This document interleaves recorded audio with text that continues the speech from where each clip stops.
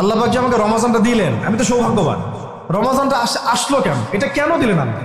কেন না খেয়ে থাকতে হবে আমাকে? কেন আমাকে পানি পান না করে থাকতে হবে? কেন আমি স্ত্রী সহবাস করবো না? স্ত্রী তো আমার জন্য হালাল।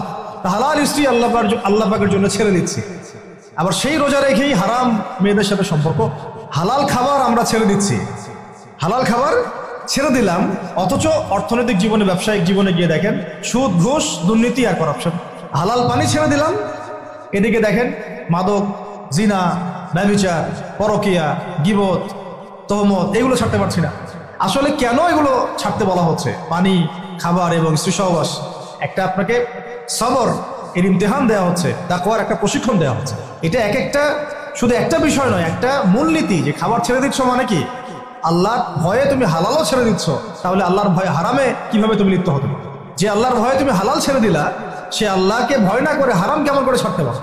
মানে হারামে কিভাবে লিপ্ত হতে পারো? বিষয়টা হচ্ছে এই, যেই আল্লাহর ভয়ে আমি হালাল খাবার ছেড়ে দিলাম, সেই আল্লাহর ভয়ে কেন আমি হারাম ছাড়বো না? লজিকটা কি? এটা মেক সেন্স না? যে আল্লাহ পাকের ভয়ে আমি হালাল ছেড়ে দিলাম, হালাল খাবার ছেড়ে দিলাম, তাহলে কেন আমি আল্লাহর ভয়ে হারাম ছাড়বো না? যে আল্লাহর ভয়ে আমি পানি ছেড়ে দিচ্ছি, পানি ছাড়া মানুষ বাঁচেই না, তো সেই আল্লাহর ভয়ে আমি কেন আমার নফসের প্রবৃত্তিগুলো ছাড়তে পারবো না? আমি হারামগুলো কেন ছাড়তে পারবো না? যে আল্লাহর ভয়ে আমি হালাল স্ত্রী ছেড়ে দিলাম, তো সেই আল্লাহকে কি আমি তখন ভয় করি না যখন আমি হারাম মেয়েদের সাথে সম্পর্ক করি? এই প্রশিক্ষণটা দেওয়ার জন্য রমাদান আমাদের মধ্যে আসে, যাতে আমরা তাকওয়া অবলম্বন করতে পারি। এটা কি? আল্লাহ ভীতিটা কি? এক কথায় আনতা আবুদুল্লাহ কাআন্নাকা তারা, তুমি এমন ভাবে আল্লাহর ইবাদত করবে যেন তুমি আল্লাহকে দেখতে পাচ্ছ। আল্লাহকে যদি আমরা দেখতে পারতাম, তাহলে আমরা কি এক ওয়াক্ত নামাজ কাজা করতাম বা করতে পারতাম? না পড়ে থাকতে পারতাম, যাকাত না দিয়ে থাকতে পারতাম, সুদ খাইতে পারতাম, জেনা করতে পারতাম, ঘুষ খাইতে পারতাম, জুলুম করতে পারতাম, মানুষকে এইভাবে ঠকাতে পারতাম, মাপে কম দিতে পারতাম, এইসব কবিরা গুনাহ করতে পারতাম আল্লাহ যদি সামনে থাকতেন? আল্লাহ পাক হাদিসের মধ্যে রাসূলের মাধ্যমে এটি জানাচ্ছেন, এমন ভাবে আল্লাহর ইবাদত করো যেন তুমি আল্লাহকে দেখছো। ওয়াইল্লাম তাকুন তারাহু ফাইন্নাহু ইয়ারাক, তুমি যদি আল্লাহকে দেখতে না পারো, জেনে রাখবা আল্লাহ তোমাকে দেখছেন। এটা হলো ইহসান, এর সাথে তাকওয়া সম্পৃক্ত।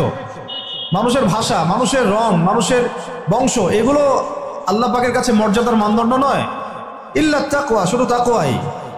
ইন্না আকরামাকুম ইনদাল্লাহি আতকাকুম, তোমাদের মধ্যে সবচেয়ে আকরাম ব্যক্তি আল্লাহর কাছে সেই যে ব্যক্তি আল্লাহ পাকের কাছে অনেক বেশি মুত্তাকি, পরহেজগার। এবং এটা বাহ্যিকভাবে লেবাস, পোশাক, দাড়ি টুপি দিয়ে বোঝা যায় না। এটা থাকে আত-তাকওয়া উহা হুনা, কলিজার মধ্যে থাকে। আমার দাড়ি টুপি, জুব্বা, পাগড়ি দেখে আপনি বলতে পারবেন না যে আমি খুব মুত্তাকি মানুষ। এটা বলার কোনো সুযোগই নাই। আপনি ধারণা করতে পারেন সর্বোচ্চ যে হতে পারে মানুষটা ভালো, কিন্তু সে কতটুকু ভালো, কতটুকু মুত্তাকি, এটা আল্লাহ ছাড়া কেউ জানেন না। আর এই রমাজানে কি হয়েছে? কেন রমাজানে এত করে আমরা আয়োজন করছি, সাওম রাখছি, যাকাত দিচ্ছি, তারাবি পড়ছি? আসলে খাসিয়াত কি? রমাজানের খাসিয়াতটা কি? খাসিয়াত হচ্ছে এই মাসে কোরআন নাজিল হয়েছে। সুবহানাল্লাহ। যদি কোরআন শাবানে নাজিল হতো, হয়তো শাবানের এক মাস আমরা রোজা রাখতাম, কিন্তু কোরআন নাজিল হয়েছে রমাদানে, লাইলাতুল কদরে। ইন্না আনজালনাহু ফি লাইলাতুল কদর, এটা 1000 মাসের চাইতেও উত্তম। ফেরেশতাগণ নেমে আসেন, জিবরাইল আলাইহিস সালাম নেমে আসেন, সালাম, শান্তি বর্ষিত হতে থাকে। এটা রমাদানের শেষ দশকে আছে। এই রমাদানে কোরআন নাজিল হয়েছে। কি উদ্দেশ্যে কোরআন নাজিল হয়েছে? 40 দিন পড়ার জন্য, নিশ্চয়ই 3 দিনের দিন পড়ার জন্য, বছরে একবার খোলার জন্য, সারা বছর ধুলায় পড়ে থাকবে আমার মেসের উপরে, এই জন্যে। আর আপনারা বুকে হাত দিয়ে বলেন তো, কতজন মানুষ আছেন এখানে, বা এই ওয়াজ যারা শুনবেন, নসিহত যারা শুনবেন, কতজন মানুষ আছে যারা ডেইলি কোরআন খুলে বাংলাদেশের মাটিতে? এই বাংলাদেশের 90% মুসলিমের দেশে কতজন মুসলিম আছেন যারা ডেইলি কোরআন খুলে দেখেন? অন্তত খুলে দেখেন একবার, অন্তত খুলে দেখেন একবার। কতজন কোরআন, মানে কতটা বাড়ি আছে বাংলাদেশে যে বাড়িগুলোতে কোরআন পরিষ্কার পরিচ্ছন্ন আছে, ধুলো পড়ে যায় নাই? কয়টা বাড়ি পাবেন? বহু বাড়ি দেখবেন কোরআন পড়ে আছে উপরে ধুলায় ভর্তি। কোরআনের উপর ধুলা পড়েছে মানে কি জানেন? তার দিনের উপরই ধুলা পড়ে গেছে, তার কলমের উপরই ধুলা পড়ে গেছে, তার দুনিয়াও হালাক, আখিরাতও হালাক, ইল্লা মাশা। আর আরো তো স্ট্রং ওয়ার্ডে গেলামই না, যে কোরআন কত % মানুষ পড়তে পারে সেটা জরিপ করে দেখেন। 90% মুসলিমের দেশ, শিক্ষা বিভাগে কোরআন নাই, আপনারা 20 বছর পড়াশোনা করছেন, কোরআন আপনারা পড়েন নাই, আপনাদেরকে পড়ানো হয় নাই, ইভেন কোরআনের তাজবিদও শেখানো হয় নাই। কিসের শিক্ষা এটা? তাও শিক্ষা মানেটা কি আসলে? আমাকে বলো তো, শিক্ষা মানে কি? What is the definition of education? এডুকেশনের সংজ্ঞাটা কি আসলে? শিক্ষার সংজ্ঞাটা কি? শিক্ষার সংজ্ঞা যদি হয় একটা কৌশল শেখা যেটা দিয়ে আমি রিজিক অর্জন করে খাবো, রুজি অর্জন করে খাবো, তাহলে এটাকে তো শিক্ষা বলা যাচ্ছে না। এটা হচ্ছে আপনার দক্ষতা। এটা কি আপনার দক্ষতা? তাহলে এটার নাম শিক্ষা দিচ্ছেন কেন? পুরো শিক্ষা সিস্টেম আমাদেরকে দিন বিবর্জিত করে ফেললো। না এখানে কোরআন আছে, না তাফসীর আছে, না আরবি ভাষা আছে, না আরবি ব্যাকরণ আছে, আর না সিরাত আছে, আর না হাদিস আছে, আর না আকীদা আছে, আর না উসুল আছে। কিছুই নাই, কিছুই নাই। আমাদের 90% মুসলিমের দেশে আমাদের এই যে 80% 70% ছেলে মেয়েরা জেনারেল লাইনে পড়াশোনা করছে, কিছুই শিখে নাই।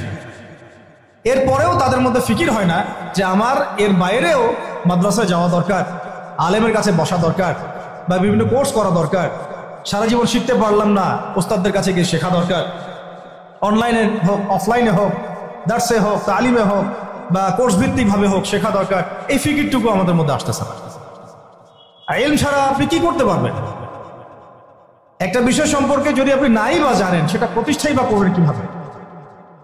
যে বিষয়টা সম্পর্কে আপনার কোনো জ্ঞান নাই, সেটা কিভাবে আপনি প্রতিষ্ঠা করবেন? কিভাবে তার উপর আমল করবেন? কিভাবে সেই দাওয়াত মানুষকে দিবেন?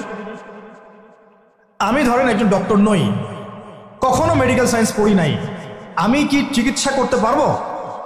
আমি যদি একটা চেম্বার খুলে বসি, আপনি কি আমার কাছে আসবেন রুগী দেখাতে? তো কমন সেন্স। তা আমরা সবাই চাই আল্লাহর জমিন, আল্লাহর দিন কায়েম হোক, মানুষ ইসলামের ছায়াতলে আসুক। দাওয়াতের কাজ আমরা করি, আমরা সৎ কাজে আদেশ করি, অসৎ কাজে নিষেধ করি। সমস্ত জাহালাতগুলো সমাজ থেকে দূর হয়ে যাক। জাহালাত দিয়ে সমাজটা ভর্তি হয়ে গেছে, দুর্নীতি হচ্ছে, খুন খারাপি হচ্ছে, গুম হচ্ছে, ক্রসফায়ার হচ্ছে, শিশুকে পর্যন্ত করা হচ্ছে, সমকামিতা ছড়ানো হচ্ছে, আল্লাহর জমিনে আল্লাহকে গালি দেওয়া হচ্ছে, আল্লাহর জমিনে তার রাসূলকে গালি দেওয়া হচ্ছে। জাহালাতগুলো লিস্ট করলে তো কিয়ামত নেমে আসবে আমাদের উপরে। জাহালাতগুলো লিস্ট করলে, আর যদি একটা একটা করে ধরে আল্লাহ পাক শাস্তি দেওয়া শুরু করেন, তাহলে কিয়ামত নেমে আসবে আজকে বাংলাদেশের মাটিতে। এগুলো দূর করতে হলে তো আমাকে জানতে হবে কোনটা জাহালাত, এর সমাধান কি। এর সমাধানগুলো বের করার জন্য আমাদের পথ পদ্ধতি কি হওয়া উচিত, পদক্ষেপ কি হওয়া উচিত, এই ফিকিরটা আমাদের মধ্যে আসা উচিত। আমরা যদি এখন পর্যন্ত এই বিষয়গুলো মূল্যায়ন করতে ব্যর্থ হই, আজকে থেকে আগামী 20 বছর পরে আপনি, আমরা বিছানায় শুয়ে শুয়ে মৃত্যুর অপেক্ষা করতে থাকবো আর পস্তাইতে থাকবো, কাশ যদি যুবক বয়সে এই বুঝটা আমার মধ্যে আসতো আর আমি বুঝতাম আর দিনের জন্য কিছু করতে পারতাম। এতটুকু আজকের জন্য যথেষ্ট। আমরা ফিকির করি আমাদের জীবনের উদ্দেশ্য কি, লক্ষ্য কি, কেন দুনিয়াতে আসছি, কোথায় যাব, যাওয়ার পরে আমার কি হবে। যদি আমি দুনিয়া এবং আখিরাতে সফল হতে চাই, তাহলে ইসলাম ছাড়া অন্য কোনো রাস্তা নাই। যদি তাই হয়, তাহলে ইসলাম সম্পর্কে আমি জানি কতটুকু, আমার জ্ঞান কতটুকু আছে। জ্ঞান নাই, আমি শিখতে পারি নাই, স্কুল শিখাই নাই, কলেজ শিখাই নাই, আমার কি এই অজুহাতগুলো আল্লাহর সামনে চলবে কি চলবে? টিকবে না। উত্তর কি? টিকবে না। যদি না টিকে, তাহলে আমাকে যে আল্লাহ পাক এখন শোনার তৌফিক দিলেন, এখন জানার তৌফিক দিলেন, এখন থেকে আমার পরিকল্পনা কি হওয়া উচিত, আমি কি করতে চাই, আমার পরিকল্পনা কি, আমার লক্ষ্য কি, আমার উদ্দেশ্য কি। দুনিয়া কি আমার লক্ষ্য না জরুরত, বাকিগুলো কি আমার লক্ষ্য না জরুরত, প্রয়োজন, এটাও আপনাকে বুঝতে হবে। এবং যদি আপনি বুঝে ফেলেন, হ্যাঁ সত্য মিথ্যা চিনে ফেলেন, আপনার লক্ষ্য উদ্দেশ্য চিনে ফেলেন, তাহলে আপনি নিজেই ছুটে আসবেন, আলেমের দরবারে, ওস্তাদদের দরবারে। আপনি অস্থির হয়ে যাবেন কোথায় দিন পাওয়া যায়, কোথায় এলেম পাওয়া যায়, কোথায় কোরআন শেখা যায়, কোথায় সুন্নাহ শেখা যায়, কোথায় হাদিস শিখবো, কোথায় দিনের কাজ করব, কিভাবে করব, কাদের সাথে থাকবো। এই তাড়না আপনাকে হকের পথে নিয়ে আসবে।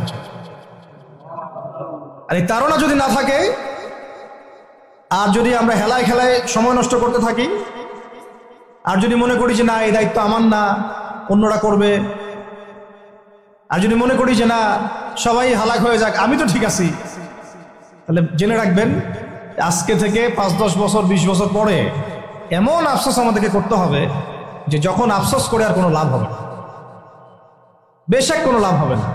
আর যদি ওই আফসোসেরও সুযোগ আল্লাহ না দিয়ে তার আগেই মৃত্যু দিয়ে দেন, তাহলে তো আর দুনিয়াতে দ্বিতীয়বার ফিরে আসারও কোনো সুযোগ নেই। অতএব যুবক ভাই আপনাদেরকে মানে স্ট্রংলি বিষয়গুলো আমি নসিহত করছি, চেষ্টা করছি যে অনতিবিলম্বে রমাজানের এই হক আদায়ের চেষ্টা করেন, কোরআনের কাছে আসার চেষ্টা করেন। রমাজান সেই মাস যেই মাসে কোরআন নাযিল হয়েছে। এই মাসে যদি কোরআন শিখতে না পারি, ইলম শিখতে না পারি, ওলামায়ে কেরামদের সোহবতে না আসি, ঐক্যবদ্ধ হতে না পারি, সমাজের জাহালাতগুলো চিহ্নিত করতে না পারি, দাওয়াতের মাধ্যমে, তাবলীগের মাধ্যমে, প্রতিবাদের মাধ্যমে যদি এগুলোকে আমরা বন্ধ করতে না পারি, তাহলে বাংলার 90% সংখ্যাগরিষ্ঠ মুসলিমের দেশেও আমরা কোনোদিনও স্বাধীন হতে পারব না। বরং আমাদের উপরে ছড়ি ঘোরাবে পশ্চিমারা, হিন্দুত্ববাদীরা, উগ্রবাদীরা, সমাজের মুনাফেকরা, ফাসেকরা, জালেমরা, ফ্যাসিস্টরা। এরা আমাদেরকে দাসের মতো দাসত্বের শৃঙ্খলা আবদ্ধ করে রেখে দিবে। এখান থেকে কি আপনারা বের হতে চান না?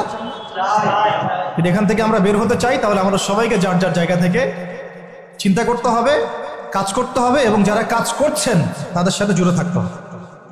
আল্লাহ পাক আমরা সবাইকে কথাগুলো বোঝার, আমল করার তৌফিক দান করেন, আমিন।